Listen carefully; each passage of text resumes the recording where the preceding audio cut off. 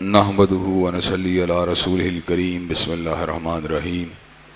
حضرات گرامی قدر، انشاءاللہ آج آپ کے سامنے سورہ انعام کے بعد مضامین کے حوالے سے اپنی چند گزارشات کو رکھنے کی کوشش کروں گا۔ یہ قرآن مجید کی ایک ایسی صورت ہے، ویسے تو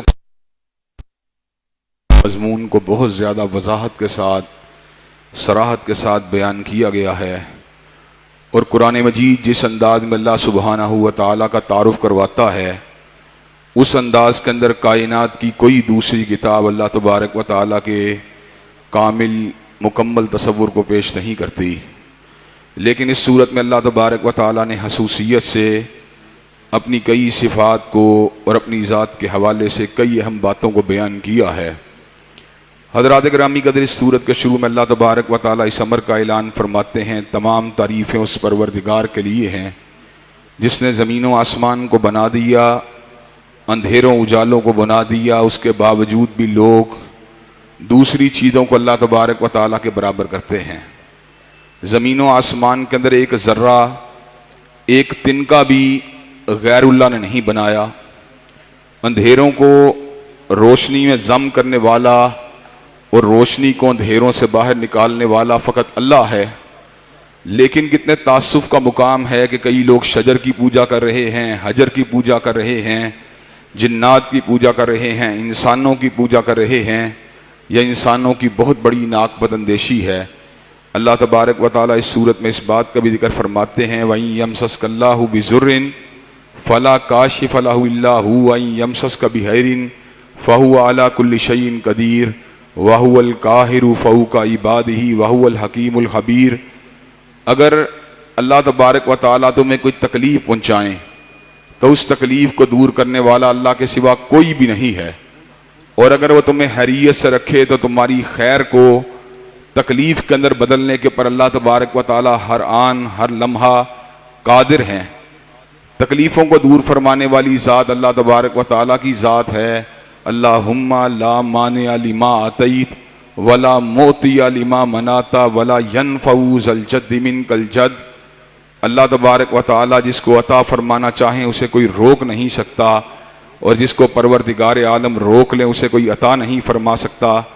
چنانچہ ہمیں ہر تکلیف کے موقع پر، ہر دکھ کے موقع پر، ہر پریشانی کے موقع پر اللہ وحدہ لا شریک لہ ہی کی پوجا کرنی چاہیے۔ حضرات گرامی قدر، اس صورت میں اللہ تبارک و تعالیٰ نے اس بات کا بھی ذکر کیا کہ بہت سے لوگ ایسے ہیں جو آیات اللہ کو جھٹلاتے ہیں، اللہ کی آیات کو جھٹلاتے ہیں۔ والذین کذبوا بآیاتنا یمسہم العذاب بما کانوا یفسقون۔ ان لوگوں کو اللہ تعالیٰ کی آیات کو جھٹلانے کی وجہ سے عذاب کا مزہ چکھنا پڑے گا۔ آپ نے اس میسیج کو ذرا توجہ کے ساتھ سننا ہے۔ اس آیت کے بعد اللہ تبارک و تعالیٰ نے جو باتیں کہی ہیں وہ انتہائی قابل غور، انتہائی قابل توجہ ہیں۔ اللہ تبارک و تعالیٰ فرماتے ہیں، قُل لَا أَقُولُ لَكُمْ عِندِي خَزَائِنُ اللَّهِ۔ حبیب علیہ السلام آپ اعلان فرما دیجئے، میں نے تمہیں کبھی یہ بات نہیں کہی کہ میرے پاس اللہ کے خزانے ہیں، وَلَا عَلَمُ الْغَيْبِ، اور نہ ہی میں نے کبھی کہا ہے میرے پاس علم غیب ہے، وَلَا أَقُولُ لَكُمْ إِنِّي مَلَكٌ، اور نہ ہی میں نے تمہیں کبھی یہ بات کہی ہے میں فرشتہ ہوں۔ إِنْ أَتَّبِعُ إِلَّا مَا يُوحَىٰ إِلَيَّ، میں تو وحی کی تابعداری کرنے والا ہوں، وحی کی پیروی کرنے والا ہوں۔ قُلْ هَلْ يَسْتَوِي الْأَعْمَىٰ وَالْبَصِيرُ، کہہ دیجئے کیا اندھا اور بینا برابر ہو سکتے ہیں؟ تم کیوں غور و فکر نہیں کرتے؟ حضرات گرامی قدر، اس آیت کے اندر ایک بڑا بلیغ اشارہ ہے کہ ان لوگوں کو اللہ تبارک و تعالیٰ کے عذاب کا مزہ چکھنا پڑے گا جو اللہ کی آیات کو جھٹلاتے ہیں۔ لوگ اس بات کے باوجود کہ اللہ تعالیٰ یہ بات کہتے ہیں کہ انبیاء علیہ السلام کے پاس اللہ کے خزانے نہیں ہیں، اس بات کے باوجود کہ اللہ تبارک و تعالیٰ یہ بات کہتے ہیں کہ انبیاء کے پاس علم غیب نہ تھا، اس بات کے باوجود کہ اللہ تبارک و تعالیٰ خود یہ ارشاد فرماتے ہیں کہ انبیاء فرشتے نہیں تھے، لیکن لوگ ہیں کہ اپنی منمانی کیے جا رہے ہیں، اپنی مرضی کیے جا رہے ہیں، آیت اللہ کے مقابلے کے اوپر اپنا ہی استدلال پیش کیے جا رہے ہیں، اپنی ہی سوچ و فکر کو پیش کیے جا رہے ہیں۔ قُلْ هَلْ يَسْتَوِي الْأَعْمَىٰ وَالْبَصِيرُ، کیا اندھا اور بینا بھی برابر ہو سکتے ہیں؟ اندھا وہ ہے جو کلام اللہ کی آیات کو دیکھنے کے باوجود، سننے کے باوجود ان آیات پہ عمل نہ کرے، اور بینا وہ ہے جو آیات اللہ کو سننے کے بعد اور ان کو پڑھنے کے بعد پوری طرح ان کے اوپر کاربند ہو جائے۔ حضرات گرامی قدر، ہمیں آیات اللہ کو جھٹلانے کی بجائے آیت اللہ کے اوپر بڑی سختی کے ساتھ عمل پیرا ہونا چاہیے۔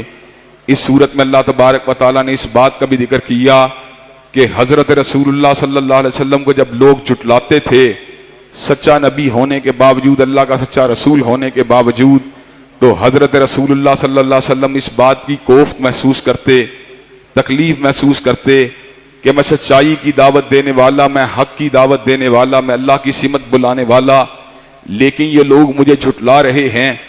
تو اللہ تعالیٰ کو اپنے نبی کے اوپر بڑا ہی پیار آیا، اللہ کو اپنے نبی کے اوپر بہت ہی محبت آئی۔ اللہ نے اپنے نبی کو دلاسا دیتے ہوئے یہ بات کہی، قَدْ نَعْلَمُ إِنَّهُ لَيَحْزُنُكَ الَّذِي يَقُولُونَ، پیارے ہمیں پتہ ہے کہ ان کی باتیں آپ کو دکھ دیتی ہیں جب یہ آپ کو جھٹلاتے ہیں۔ اللہ نے عجیب بات کہی، اللہ نے فرمایا فَإِنَّهُمْ لَا يُكَذِّبُونَكَ وَلَكِنَّ الظَّالِمِينَ بِآيَاتِ اللَّهِ يَجْحَدُونَ، پیارے یہ آپ کو نہیں جھٹلاتے بلکہ ظالم میری آیات کو جھٹلاتے ہیں۔ آپ کو تو یہ صادق کہا کرتے تھے، آپ کو تو امین کہا کرتے تھے، آپ کو تو راست باز کہا کرتے تھے، لیکن آج جب آپ نے میری وحدانیت کی بات کی ہے، میرے پیغام کی بات کی ہے، میرے اوامر کی بات کی ہے، میری وحی کی بات کی ہے، یہ لوگ آپ کو جھٹلا رہے ہیں، تو در حقیقت یہ آپ کو نہیں جھٹلاتے۔ فَإِنَّهُمْ لَا يُكَذِّبُونَكَ وَلَكِنَّ الظَّالِمِينَ بِآيَاتِ اللَّهِ يَجْحَدُونَ، یہ آپ کو نہیں جھٹلاتے بلکہ یہ تو اللہ تبارک و تعالیٰ کی آیات کو جھٹلا رہے ہیں، ان کے خلاف جد و جہد کر رہے ہیں، ان سے الجھ رہے ہیں، ان کو ٹال رہے ہیں۔ حضرات گرامی قدر، اس صورت میں اللہ تبارک و تعالیٰ نے اس بات کا بھی ذکر کیا، وَإِنْدَهُ مَفَاتِحُ الْغَيْبِ لَا يَعْلَمُهَا إِلَّا هُوَ، غیب کے خزانوں کی جتنی بھی چابیاں ہیں میرے پروردگار کے پاس ہیں، لا يَعْلَمُهَا إِلَّا هُوَ، جن کو ان کے سوا کوئی بھی نہیں جانتا۔ قُلْ لَا يَعْلَمُ مَنْ فِي السَّمَاوَاتِ وَالْأَرْضِ الْغَيْبَ إِلَّا اللَّهُ، کہہ دیجئے حبیب، زمین و آسمان کے اندر جو کچھ بھی ہے، جو کوئی بھی ہے، لا يَعْلَمُ مَنْ فِي السَّمَاوَاتِ وَالْأَرْضِ الْغَيْبَ إِلَّا اللَّهُ، کہ زمین و آسمان کے اندر غیب کو جاننے والا اللہ کے ماں سوا کوئی بھی نہیں ہے۔ حضرات گرامی قدر، جو لوگ یہ گمان رکھتے ہیں کہ غیر اللہ کے پاس غیب کا علم ہے، وہ اس حقیقت کو نہیں جانتے کہ اللہ تبارک و تعالیٰ کے علم کا عالم کیا ہے۔ دور حاضر کے معروف بریلوی اسکالر ڈاکٹر طاہر القادری نے علم غیب کی حقیقت کو واضح کرتے ہوئے اس بات کو درج کیا ہے کہ اگر انبیاء علیہم السلام کا علم اور اللہ تبارک و تعالیٰ کے علم کا موازنہ کیا جائے تو اللہ تبارک و تعالیٰ کا علم اگر بحر بیکراں ہے، سمندر ہے، تو انبیاء کا علم اس کے اندر سے ایک قطرے کا مقابلہ بھی نہیں کر سکتا۔ حضرات گرامی قدر، وَإِنْدَهُ مَفَاتِحُ الْغَيْبِ لَا يَعْلَمُهَا إِلَّا هُوَ، اللہ ہی کے پاس غیب کے خزانوں کی چابیاں ہیں۔ روئے زمین کا جتنا علم انبیاء کے پاس ہے، کائنات کے اندر کسی کے پاس بھی نہیں ہے، اور جتنے بڑے عالم حضرت رسول اللہ ہیں اتنے بڑے علم کا تصور بھی نہیں کیا جا سکتا۔ لیکن جہاں علم الہی کی بات ہوگی، لا یعلم من فی السماوات والارض الغیب الا اللہ، زمین و آسمان کے اندر جو کوئی بھی ہے وہ غیب کی باتوں کو اللہ کے سوا کوئی نہیں جانتا۔ اللہ کے علم کا عالم یہ ہے کہ اللہ نے سینکڑوں کی تعداد میں جنگلات کو پیدا کیا، کروڑوں کی تعداد میں درختوں کو پیدا کیا، ان کے پر اربھا پتوں کو پیدا کیا۔ وما تسقط من برکۃ الا یعلمها، اللہ تبارک و تعالیٰ کے علم اور اس کے حکم کے بغیر ایک پتا بھی درختوں سے نہیں گرتا۔ حضرات گرامی قدر، اللہ کو رحم مادر کی کیفیت کا پتہ ہے، اللہ کو ہر عورت کے حمل کی کیفیت کا پتہ ہے، حمل کے گھٹنے اور بڑھنے کا پتہ ہے، اس کی منازل کا پتہ ہے۔ کائنات کے اندر ہر روز ہزاروں کی تعداد میں نہیں بلکہ لاکھوں کی تعداد میں بچے پیدا ہوتے ہیں۔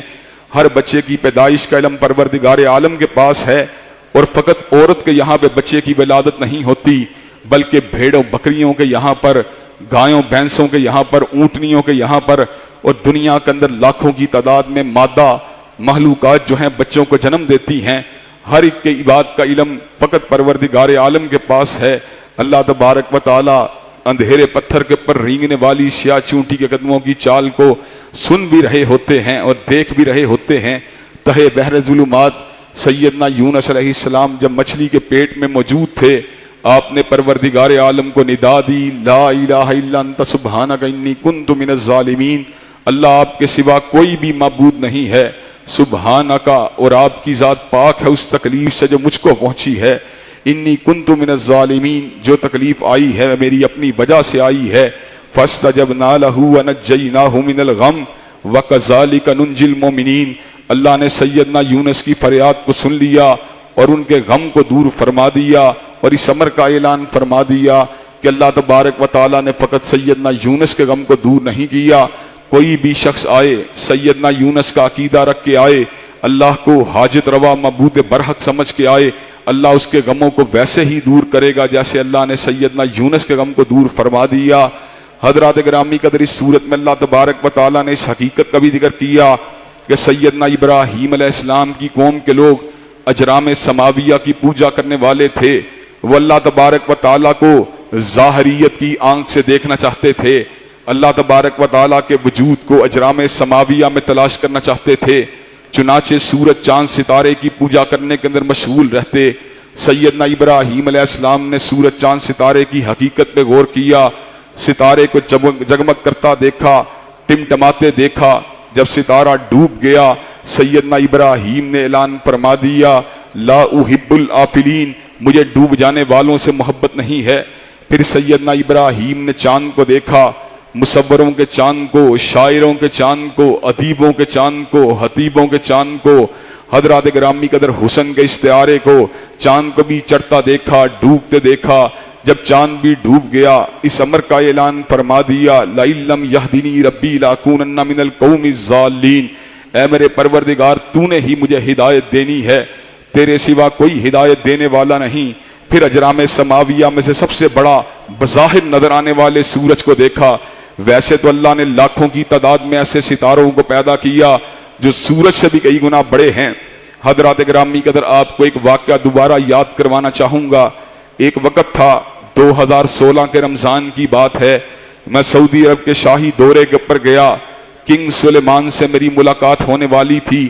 ایک دن پہلے مجھے مکہ مکرمہ کے اندر جو کلاک ٹاور ہے اس کے اندر قائم دنیا کی سب سے اونچے مقام کے اوپر قائم رصد گاہ کے اوپر جانے کا موقع ملا۔ ایک دن قبل شاہ سلیمان سے ملاقات سے قبل جب میں اس رصد گاہ کے اندر پہنچا تو میں نے وہاں پہ ایک ایسی دوربین کو دیکھا جو حرکت کرتی تھی 2-2 3-3 فٹ کے فاصلے کے اوپر، ہر اینگل کے اوپر اس طرح بھی حرکت کرتی تھی، اس طرح بھی حرکت کرتی تھی، ان اینگلز کے اوپر بھی حرکت کرتی تھی۔ حضرات گرامی قدر، ایک بڑا عجیب منظر میں نے وہاں پہ دیکھا۔ جب دوربین 1 ملی میٹر کے بغیر حرکت کرتی تھی تو اس کی 1 ملی میٹر کے برابر حرکت میں کروڑوں ستارے جو تھے وہ آ جاتے تھے۔ حضرات گرامی قدر، ایک ایک ستارہ جو تھا زمین سے لاکھوں گنا بڑا ہوتا تھا۔ اللہ تبارک و تعالیٰ کی اتنی بڑی کہکشاؤں کو دیکھ کر اور اتنی وسیع و عریض کائنات کو دیکھ کر میں اللہ کی کبریائی کے اندر، اللہ تبارک و تعالیٰ کی عظمت و جلالت کے اندر اور اللہ تعالیٰ کی بزرگی اور بلندی کے اندر عجیب انداز کے اندر مسحور ہوا، اور میرے ذہن میں یہ خیال آیا کائنات اتنی بڑی ہے، کہکشائیں اتنی بڑی ہیں، میرا پروردگار کتنا بڑا ہوگا۔ اللہ تبارک و تعالیٰ کی حکومت اور اس کی کنگڈم اور اس کی بادشاہت نے میرے دل کے اوپر عجیب انداز کے اندر نقوش کو ثبت کیا۔ حضرات گرامی قدر، اگلے دن میں کنگ سلیمان کے اس محل کے اندر پہنچا جو مکہ مکرمہ کے اندر موجود تھا۔ اس محل کے واش روم ایسے تھے جن کے اندر سونے کی گولڈ پلیٹنگ ہوئی تھی، بڑی خوبصورت کرسیاں تھیں، بڑے دیگر معاملات تھے۔ کنگ سلیمان جب وہاں پہ آئے ان کے ہاتھوں کے اندر ایک لاٹھی تھی، اس لاٹھی کے سہارے وہ چل رہے تھے۔ میرے ذہن کے اندر اللہ کی کبریائی کا خیال آیا، اللہ کی بادشاہت کا خیال آیا۔ ایک دنیا کا بادشاہ ہے جس کو چلنے کے لیے لاٹھی کے سہارے کی ضرورت ہے، ایک دنیا کے بادشاہ کا محل ہے جس کے محل کی چھتوں کو اس کی دیواروں نے سہارا دیا ہے، اور ایک میرا بادشاہ ہے، ایک میرا پالنہار ہے، ایک میرا شہنشاہ ہے جس نے خود کسی سہارے کے بغیر پوری کائنات کو سہارا دیا ہوا ہے، جس نے آسمانوں کو بغیر پلڑوں کے کھڑے کیا ہوا ہے۔ اللہ کی بادشاہت کے خیال نے میرے دل سے اس بادشاہت کے اور اس کے محل کے احساسات کو کھرچ دیا، اور میرے ذہن میں یہ خیال آیا قل اللہم مالک الملک تؤتی الملک من تشاء وتنزع الملک ممن تشاء۔ اللہ اصل بادشاہتوں کا مالک تو تو ہے جس کو جب چاہتا ہے بادشاہ بنا دیتا ہے اور جس سے جب چاہتا ہے بادشاہت کو چھین لیتا ہے۔ سیدنا ابراہیم علیہ السلام نے سورج کو چڑھتے دیکھا، ابھرتے دیکھا، نصف النہار کے اوپر شعاؤں کو پھیلاتے دیکھا۔ پھر وہ وقت بھی آیا جب سورج ڈھلنے لگا، حتیٰ کہ سورج کا مقدر بھی وہی ہوا جو ستارے اور چاند کا مقدر تھا۔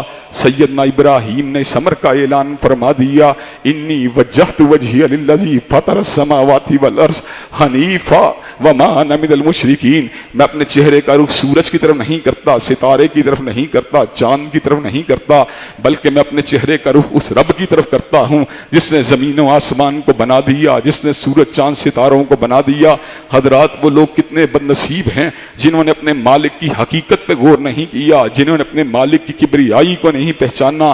حضرات گرامی قدر، حضرت ابراہیم علیہ السلام کا یہ پیغام ہم سب کے نام ہے، اس لیے کہ ہم ان کی ملت ہیں، ہم ان کے روحانی بیٹے ہیں، کہ ہم کو بھی کائنات کے اندر کسی اجرام سماویہ کی پوجا نہیں کرنی چاہیے، کسی شجر و حجر کی پوجا نہیں کرنی چاہیے، بلکہ پوجا اگر کرنی چاہیے تو مالک کائنات کی کرنی چاہیے۔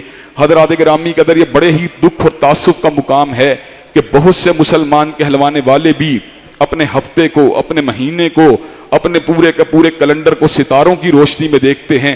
آپ کا سٹار کیا ہے؟ آپ کا سٹار کیا ہے؟ میں لیو ہوں، میں کیپریکارن ہوں، میں جیمنائی ہوں، میں سیجیٹیریس ہوں، میرے اوپر زحل کی حرکت ہے، میرے اوپر عطارد کی حرکت ہے، میرے اوپر سورج کی حرکت ہے۔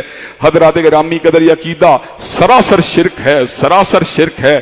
حضرت رسول اللہ کے عہد مبارک کے اندر حدیبیہ کے مقام کے اوپر بارش ہوئی۔ حضرت رسول اللہ ارشاد فرماتے ہیں، اس اکیلی بارش نے کئیوں کو مومن بنا دیا، کئیوں کو کافر بنا دیا۔ صحابہ کرام حیران ہوئے، ایک بارش نے کئیوں کو مومن اور کئیوں کو کافر بنا دیا۔ حضرت آقا علیہ السلام ارشاد فرماتے ہیں، ہاں ہاں، جنہوں نے یہ بات کہی بارش ستارے کی حرکت کی وجہ سے ہوئی۔ اللہ فرماتا ہے، وَهُوَ كَافِرٌ بِي وَمُؤْمِنٌ بِالْكَوَاكِبِ، اس نے میرا انکار کیا، وہ ستاروں کے اوپر ایمان لے کے آیا۔ اور جس نے کہا بارش ستارے کی حرکت کی وجہ سے نہیں ہوئی بلکہ اللہ کے امر سے ہوئی ہے، وَهُوَ مُؤْمِنٌ بِي وَكَافِرٌ بِالْكَوَاكِبِ، وہ میرے اوپر ایمان لے کے آیا اور اس نے ستاروں کا انکار کیا ہے۔ حضرات گرامی قدر، جس نے ایک بارش کی نسبت ستارے سے کی ہے وہ تو دائرہ اسلام سے باہر نکل گیا، اور جس نے پوری زندگی کے کیلنڈر کو ستاروں کی روشنی میں دیکھا، کیا وہ پھر بھی مومن و مسلمان ہے؟ حضرات گرامی قدر، ہمیں اپنے ایمانوں کا جائزہ لینے کی ضرورت ہے۔ اس صورت میں اللہ تبارک و تعالیٰ نے قیامت کی ہولناکیوں کا ذکر کیا کہ جب قیامت کا دن آئے گا، بندگان اللہ کے بندے جو ہیں اللہ کے پاس واپس پلٹائے جائیں گے۔ ایسے عالم میں اللہ تبارک و تعالیٰ ارشاد فرماتے ہیں، وَلَقَدْ جِئْتُمُونَا فُرَادَا کَمَا خَلَقْنَاكُمْ أَوَّلَ مَرَّةٍ وَتَرَكْتُم مَّا خَوَّلْنَاكُمْ وَرَاءَ ظُهُورِكُمْ۔ اللہ تبارک و تعالیٰ فرماتے ہیں، تمہیں میرے پاس اکیلا ہی آنا پڑا ہے، تمہیں میرے پاس اکیلے ہی آنا پڑے گا، جس طرح میں نے تمہیں پہلی مرتبہ اکیلے ہی پیدا کیا تھا، اور جو کچھ بھی میں نے تمہیں دیا تھا اس کو اپنے پسے پس ڈال کے آنا پڑے گا۔ حضرات گرامی قدر، یہ دوستیاں، رشتہ داری، ناطے سب کٹ جائیں گے۔ ایک وقت آئے گا جب ہم اللہ کے روبرو کھڑے ہوں گے، ایسے عالم میں جس نے اللہ تبارک و تعالیٰ کے پاس کوئی اچھے اعمال اپنے لیے بھیجے ہوں گے۔ حضرات گرامی قدر، وہ اعمال اس کے لازماً کام آئیں گے۔ وَمَا تُقَدِّمُوا لِأَنفُسِكُم مِّن خَيْرٍ تَجِدُوهُ عِندَ اللَّهِ، جو کچھ بھی تم اللہ کے پاس بھیجو گے اس کو لازماً اس کے پاس موجود پاؤ گے۔ حضرات گرامی قدر، سوچنے کی بات یہ ہے، ہم نے اپنے بچوں کے لیے بڑا کچھ چھوڑنے کا ارادہ کیا، ہم نے کاروباروں کو چھوڑنے کا ارادہ کیا، ہم نے زمینوں کو چھوڑنے کا ارادہ کیا، لیکن سوچنے کا مقام یہ ہے، کیا ہم نے اپنی آخرت کے لیے بھی کچھ آگے بھیجا ہے؟ کیا ہم نے کچھ آخرت کے لیے بھی تیاریاں کی ہیں؟ حضرات گرامی قدر، اس صورت میں اللہ نے اس بات کا بھی ذکر فرمایا، لا تدرکہ الابصار وہو یدرک الابصار، آنکھیں اللہ تبارک و تعالیٰ کو دیکھ نہیں سکتی، وہ آنکھوں کو دیکھتا ہے۔ لیکن حضرات گرامی قدر، سورہ قیامہ میں اللہ نے اس حقیقت کا اعلان فرما دیا، ایک وقت آئے گا جنتی جنت میں چلے جائیں گے، جنت کی نعمتوں سے فیض یاب ہو جائیں گے، حوروں کی رفاقت مل جائے گی، غلمان کی خدمت مل جائے گی، لال و یاقوت کے محلات مل جائیں گے۔ ایسے عالم میں حسن حقیقی میرا اور آپ کا پروردگار وجوہ یومئذ ناظرہ الی ربیہا ناظرہ، اپنے مومن بندوں کو اپنے چہرہ پر نور کی زیارت کروائے گا، اپنے چہرہ پر نور کی زیارت کا شرف عظیم اور شرف جلیل عطا فرمائے گا۔ حضرات گرامی قدر، وہ جو اس کے چہرے کو دیکھنے کا دلکش منظر ہوگا، حضرات گرامی قدر جنت کی ساری نعمتوں کو ہیش کر کے رکھ دے گا۔ حضرات گرامی قدر، ہمیں اس وقت کی تیاریاں کرنے کی آج ہی ضرورت ہے۔ اس صورت میں اللہ تبارک و تعالیٰ اس بات کا بھی ذکر فرماتے ہیں، وَلَا تَسُبُّوا الَّذِينَ يَدْعُونَ مِن دُونِ اللَّهِ فَيَسُبُّوا اللَّهَ عَدْوًا بِغَيْرِ عِلْمٍ، کہ جن کی کافر لوگ پوجا کرتے ہیں ان بتوں کو گالیاں نہ دیا کرو، ان کو گالیاں نہ دیا کرو۔ یہ ظالم لوگ جو ہیں جہالت کے اندر اللہ کے بارے میں بے ادبی والی بات کریں گے۔ حضرات گرامی قدر، جب ہم غیروں سے مخاطب ہوتے ہیں، جہالا سے مخاطب ہوتے ہیں، دلیل کے ساتھ بات کرنی چاہیے، حکمت کے ساتھ بات کرنی چاہیے، دانائی کے ساتھ بات کرنی چاہیے، نفسیاتی رجحانات کو سمجھ کے بات کرنی چاہیے۔ اس مسئلے کے اندر مبالغہ آمیزی سے کام لینا، شدت سے کام لینا کئی مرتبہ نقصان دہ بھی ہو سکتا ہے۔ حضرات گرامی قدر، اس صورت میں اللہ نے اس بات کا بھی ذکر کیا کہ زمین کے اوپر رہنے والوں کی اکثریت یہ حق کی دلیل نہیں ہے۔ وَإِن تُطِيعْ أَكْثَرَ مَنْ فِي الْأَرْضِ يُضِلُّوكَ عَنْ سَبِيلِ اللَّهِ، اگر آپ زمین کے اوپر رہنے والوں کی اکثریت کی پیروی کریں گے تو وہ آپ کو راہ ہدایت سے بھٹکا دیں گے۔ حضرات گرامی قدر، جمہور کا فیصلہ ڈیموں کے بارے میں قابل غور ہو سکتا ہے، جمہور کا فیصلہ شجرکاری کے بارے میں قابل غور ہو سکتا ہے، جمہور کا فیصلہ نئے دریاؤں، نئی نہروں کی روانی کے بارے میں قابل غور ہو سکتا ہے، جمہور کا فیصلہ ہسپتالوں کی تعمیر کے بارے میں قابل غور ہو سکتا ہے، لیکن اللہ نے جس چیز کو حلال کیا، اللہ نے جس چیز کو حرام کیا، اس کو جمہور کے فیصلے کے ساتھ معطل نہیں کیا جا سکتا۔ جمہور کا فیصلہ اس کے مقابلے کے پر ٹیڈی پیسے کی بھی حیثیت نہیں رکھتا۔ حضرات گرامی قدر، حالانکہ میں جمہوریت پسند ہوں اور ملک کے آئین اور قانون کو ماننے والا ہوں، لیکن جمہوریت کے پر میرا جو اعتماد فقط اس حد تک ہے کہ میں امور ملکی، اجتہادی امور، نظم اجتماعی میں جمہور کی رائے کی حمایت کرتا ہوں، لیکن جہاں پہ حلال کی بات ہو، جہاں پہ حرام کی بات ہو، اللہ تبارک و تعالیٰ کے فضل و کرم سے اسمبلی کے ایک ممبر کی بات نہیں، پوری قومی اسمبلی بھی ایک بات کرے، ہمارے لیے اس بات کی ٹیڈی پیسے کے برابر بھی حیثیت نہیں، ہائی کورٹ کی بات نہیں، سپریم کورٹ کا لارجر بینچ بھی اس بات کو رد کرے، ہمارے لیے اس بات کی کوئی بھی حقیقت و حیثیت نہیں۔ ہم ملک کے آئین کو ماننے والے، ملک کے قانون کو ماننے والے، اسمبلیوں اداروں کو ماننے والے، ہمارے لیے ان کا احترام اس وقت تک ہے جب تک ان کی بات اللہ کی بات سے نہیں ٹکراتی، جب تک ان کی بات رسول اللہ کی بات سے نہیں ٹکراتی۔ ہمارے نزدیک سپریمیسی اگر کسی کو حاصل ہے تو اللہ وحدہ لا شریک لہ کو حاصل ہے، ہمارے نزدیک سپریمیسی اگر کسی کو حاصل ہے تو پیغمبر زمان حضرت محمد کریم صلی اللہ علیہ وسلم کے ارشادات عالیہ کو حاصل ہے۔ اس صورت میں اللہ نے اس امر کا بھی اعلان فرما دیا، اومن کان میتن فاحییناہ وجعلنا لہ نورا یمشی بہ فی الناس۔ حضرات گرامی کہ اللہ تبارک و تعالیٰ فرماتے ہیں، ایک بندہ جو تقریباً مردہ ہو چکا تھا، پروردگار عالم نے اس کو دوبارہ زندہ کر دیا، اس کے لیے نور مبین کو رواں فرما دیا۔ اب اس نور مبین کے ذریعے وہ چلتا پھرتا ہے۔ حضرات گرامی قدر، انسان جو ہے اگر وہ اللہ کی شریعت سے دور ہے وہ مردوں کی مانند ہے، اگر وہ ذکر الہی سے دور ہے وہ مردوں کی مانند ہے۔ حضرات گرامی قدر، دھند کے موسم کے اندر جس طرح ہیڈ لائٹ کے بغیر آپ صراط مستقیم کو تلاش نہیں کر سکتے، اس طرح زندگی کے اتار و چڑھاؤ کے درمیان، زندگی کے فطروں کا مقابلہ کرنے کے دوران آپ اللہ تبارک و تعالیٰ کی وحی کے بغیر کبھی بھی اپنی منزل کا صحیح معنوں میں تعین نہیں کر سکتے۔ حضرات گرامی قدر، اس صورت میں اللہ نے ایک بہت بڑے کبیرہ گناہ کا بھی ذکر کیا۔ وہ لوگ گھاٹا ان کا مقدر بنا جنہوں نے اپنی اولادوں کو بغیر وجہ کے قتل کر دیا۔ قد حسر الذین قتلوا اولادہم سفہا بغیر علم، وہ لوگ بے وقوف ہیں، گھاٹا ان کا مقدر ہے جنہوں نے اپنی اولادوں کو بغیر وجہ کے، بغیر علم کے قتل کر ڈالا۔ حضرات گرامی قدر، مشرکین مکہ اپنی بیٹیوں کو غیرت کی وجہ سے زندہ درگور کر دیا کرتے تھے، اور آج کل کے معاشرے اور سماج کے اندر بہت سے لوگ اپنی برائی کو چھپانے کے لیے کئی مرتبہ ابارشن کروا دیتے ہیں، اور بہت سے لوگ معیشت کے ڈر اور خوف کی وجہ سے اپنے بچوں کا ابارشن کروا دیتے ہیں۔ حضرات گرامی قدر، اللہ ہی ان کے رزق کا مالک ہے، اللہ ہی ہمارے رزق کا مالک ہے۔ اولاد کو بھوک کے خوف سے قتل کرنا یا آر کے خوف سے قتل کرنا یہ بہت بڑے ظلم اور زیادتی والی بات ہے۔ انسان کو اس حوالے سے اللہ کے سامنے جواب دہ ہونا پڑے گا۔ اس صورت میں اللہ تبارک و تعالیٰ نے ایک اور بڑی نیکی کا بھی ذکر کیا، وَآتُوا حَقَّهُ يَوْمَ حَصَادِهِ، کہ جب انسان فصلوں کو کاٹتا ہے تو فصلوں کی کٹائی والے دن جہاں پہ اس کو اپنے گھر اپنی فصلوں کو لے کے جانا ہے، وہاں پر اس نے جو اللہ تبارک و تعالیٰ کی طرف سے عشر اس کے ذمہ واجب الادا ہے، اس کو بھی اس کو ادا کر دینا ہے۔ حضرات گرامی قدر، جو لوگ اللہ کے مال میں سے اللہ کے راستے میں خرچ نہیں کرتے،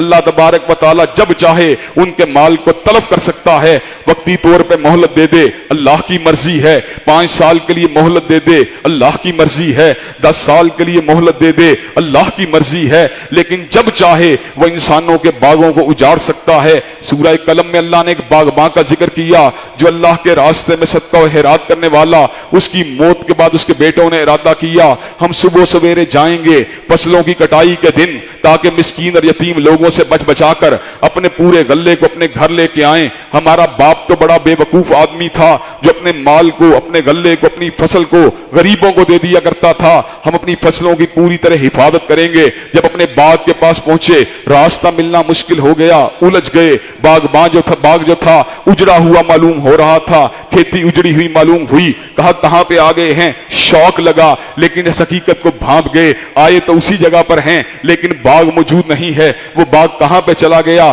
ان کی نیت کے مطابق صدقے کی چوری کرنے کی نیت کی وجہ سے اللہ تبارک و تعالیٰ نے اس باغ کو اجاڑ کے رکھ دیا۔ اور اس کے مد مقابل سابقہ امتوں کا ایک واقعہ حضرت رسول اللہ نے بیان فرما دیا۔ بنجر علاقے کے اندر ایک آدمی نے بادلوں کے اندر سے آواز کو سنا، فلاں علاقے میں جاؤ، فلاں کے باغ کے اوپر جا کے برسو۔ آدمی کے لیے بہت ہی اچنبے کی بات تھی کہ بادلوں کے اندر سے ایک بندے کا نام لیا جا رہا ہے۔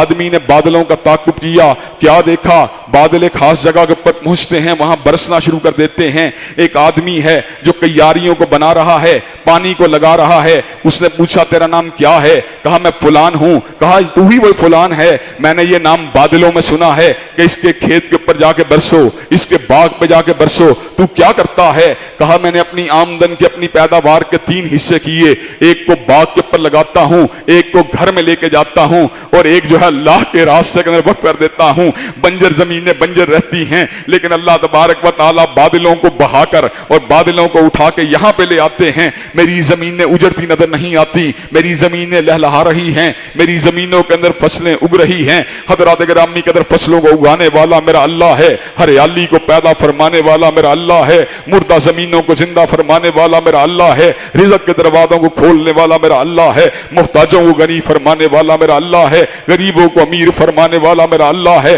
ہر کسی کو اپنی جناب سے رزق دینے والا میرا اللہ ہے، رزاق میرا اللہ ہے، وہاب میرا اللہ ہے، رب میرا اللہ ہے، باسط میرا اللہ ہے، جس کو چاہتا ہے بلا حساب رزق دیتا ہے، جس کو چاہتا ہے اس کے رزق کو روک لیتا ہے۔ چنانچہ انسانوں کو اس کی تابعداری کر کے اپنے رزق کے دروازوں کو کھولنے کی جستجو کرتے رہنا چاہیے۔ حضرات گرامی کا اس صورت میں اس بات کا بھی ذکر کیا گیا، اور آخری نقطہ اسی کے اوپر اپنی بات کو ختم کروں گا۔ اللہ تبارک و تعالیٰ کہتے ہیں اپنے حبیب کو آپ اعلان فرما دیجئے۔ کس چیز کا اعلان؟ ہر چیز کو اللہ کے اوپر نچھاور کر دینے کا اعلان۔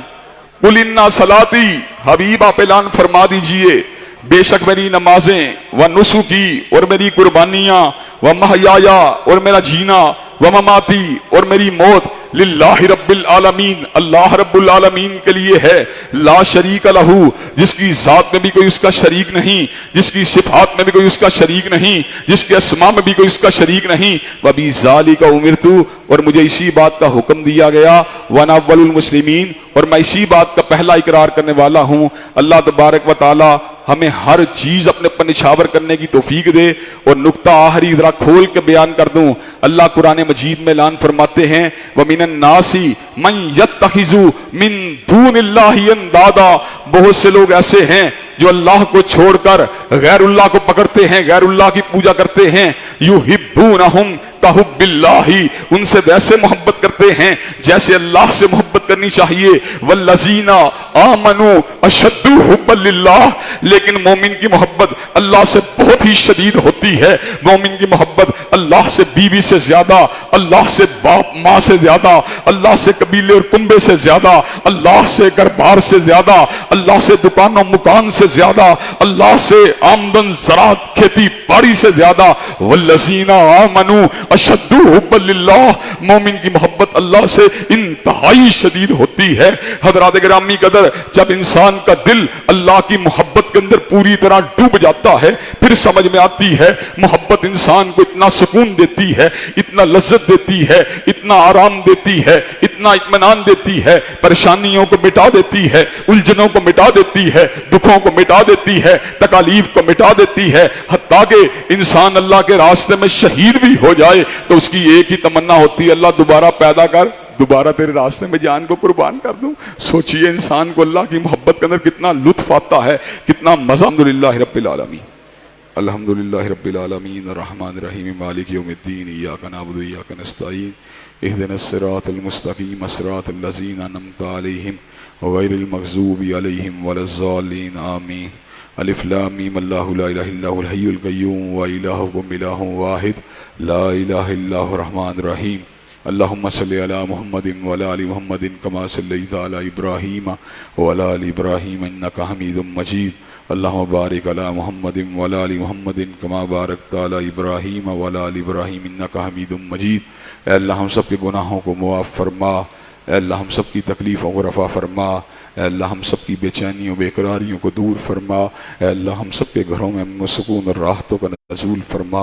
اللہ جتنی تکلیفیں آ چکی ہیں ان پہ صبر کرنے والا بنا، اللہ آئندہ آنے والی زندگی میں ہر تکلیف سے ہر آزمائش سے محفوظ و مامون فرما۔ اے اللہ دین و دنیا کی اعلیٰ ترین کامیابیوں کامرانیوں سے ہمکنار فرما، اللہ دنیا و آخرت کی ذلت اور رسوائیوں سے محفوظ و مامون فرما۔ اے اللہ اسلام والی زندگی ایمان والی موت نصیب فرما۔ اے اللہ کرونا کی وبا سے پرامن انسانیت اور امت مسلمہ کو محفوظ و مامون فرما۔ اے اللہ اس وبا کے شر سے جو آفت ہے بیماری کی شکل میں اور خوف کی شکل میں اسے ہم سب کو محفوظ و مامون فرما۔ اے اللہ اس وبا کی آڑ میں جو اسلام مدارس اور مساجد کے خلاف سازشیں کرنے والے لوگ ہیں ان کے شر اور شرارتوں سے ہم سب کو محفوظ و مامون فرما۔